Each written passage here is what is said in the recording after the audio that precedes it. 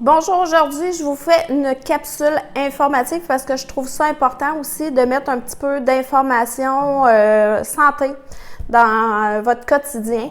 Donc aujourd'hui, je vous parle de kéfir. Qu'est-ce que le kéfir? En fait, c'est un probiotique, mais hyper puissant, super économique parce qu'on peut le faire à la maison. Je pense entre autres à Bioca où c'est extrêmement cher et quand on met la famille sur le Bioca, ça coûte un bras. Fait que ici, nous utilisons les grains de kéfir super économiques. La seule chose que ça prend, c'est vraiment du lait. Je vais vous expliquer, là, vous êtes en train de vous dire, oh my god, elle mange cétogène puis elle prend du lait. Je vais vous expliquer un petit peu plus tard pourquoi c'est correct de prendre du lait. J'ai des petits grains de kéfir là-dedans. On a mis du lait, on a laissé fermenter ça. C'est du lait fermenté, en fait, pour prendre soin de notre microbiote, anciennement appelé flore intestinale. Vous allez entendre souvent parler que notre microbiote, en fait, est notre deuxième cerveau. Plusieurs maladies peuvent partir de nos intestins qui deviennent, avec le temps, avec une mauvaise alimentation, avec du stress, peuvent venir perméables. Ce qui veut dire que, en fait, les intestins perméables, c'est qu'on a ça, on a plein de petits, je pourrais dire, de cheveux, là, puis il n'y a rien qui peut passer dans les intestins pour aller dans le sang et créer des maladies. Quand on a un intestin perméable, en fait, ces petits canaux-là, je vais les appeler les canaux plus que les cheveux, sont distancés à cause d'une mauvaise alimentation, à cause des glucides, à cause du stress, bref, à cause de plein d'affaires. Donc, sont distancés et sont perméables. Donc, tout peut passer à travers, dont des microbes, des toxines, bref. Fait que de là part plusieurs maladies, que ce soit intestinale, maladie, dépression même, ça peut aller jusque-là. Fait qu'on prend soin de notre microbiote.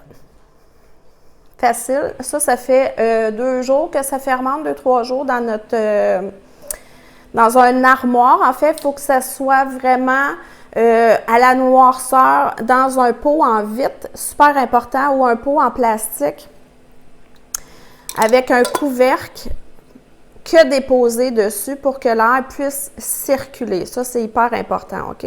Fait que je vais le fermer juste, je vais le brasser un peu. Fait que si j'ai du lait fermenté en ce moment, ça a un peu la texture d'un yop, je pourrais vous dire. Fait que je l'égoutte. Je récupère tous les bons probiotiques là-dedans. Super important. C'est les petits champignons que je vais vous montrer un petit peu plus tard. Ce sont des êtres vivants. Et si on utilise du métal, on les tue. Donc, il faut vraiment utiliser du plastique ou du bois pour ne pas les tuer. Fait que je vais y aider un peu parce qu'il est un peu... Fait que vous avez remarqué aussi que ma passoire est en plastique. Hein? C'est vraiment super important. On n'utilise pas de métal.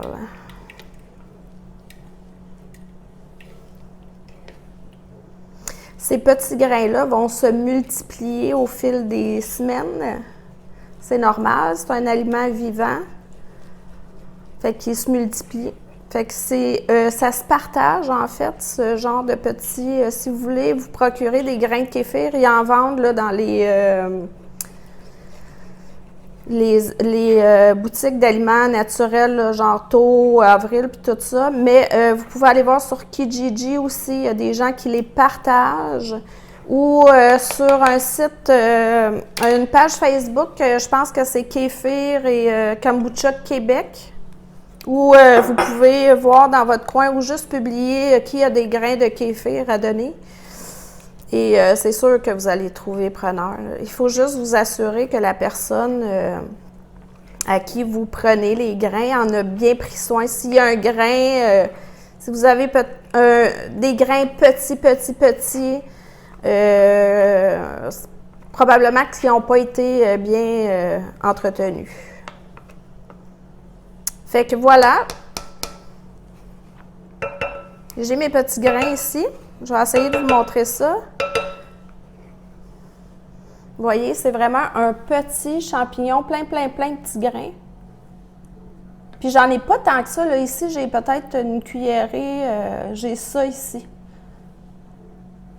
Fait que j'en ai pas énormément, mais ça se multiplie.